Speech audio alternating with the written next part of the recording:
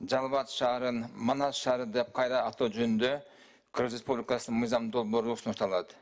Мыйзам долбоору улуттук идеологияны чындоого, тарыхый инсан, элдик баатыр, Кыргыз элин ар кандай чабуулардан сактаган Айкөл Манас атын Жалбат шаарына ыйгарууга багытталган. Шаардын аталышын өзгөртүүгө шаар тургундарынын кайрылуусу негиз болду.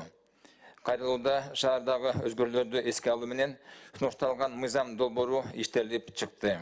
Бул багында көтөрүлгөн азыркы талаптын талабына туура келген өзгөртүү болуп атат деп мен терең ишенемин. Анан эң негизгиси элге түшүндүрүү болуш үчүн Манас деп ат берип атабыз. Жалал-Абад шаарына Кудай буйруса жогорку кеңештен бул мыйзамга колдоо тапса, эң негизгиси бул Манас ата.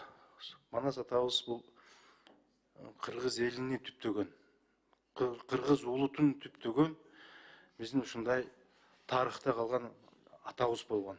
Мына ошол Манас атабыздын арбагына сый урмат көрсөтүү негизинде дагы даңазалоо иретинде мына азыр биздин өнүгүп жаткан жаңы шаар болуп аткан Жалал-Абад шаарынын атына Манас шаарын берип атканына мен терең кубанычта мен колдоп беремин.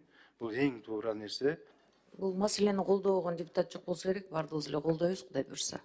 Урматтуу депутаттар, комитеттин кордунусуна берейин.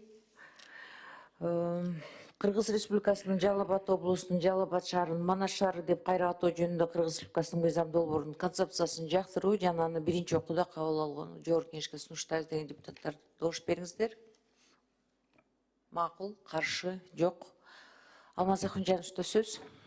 Саламатсыздар, урматтуу депутаттар. Бул маселенин баягы Конституциянын 86 бересинин 2 бөлүгүнө ылайык аталган мыйзам долбоору кечиктирилгис катары кезекси тартипте деп биз киргиздик. Анан ушул эле учурда 6 фракция фракциянын депутаттык топтор өз макулдугун берди. Анын ичинен 3-өө кагаз жүзүндө берди. 3-өө азыр регистрация болуп атат. Ошондуктан урматтуу депутаттар суранат элем бир эле мезгилде 3 огуну кабыл этип бериңиздерди. Рахмат. Урматтуу депутаттар, сунуш түшүп атат. Каршылык жокпу бул маселе боюнча? Менимче жок.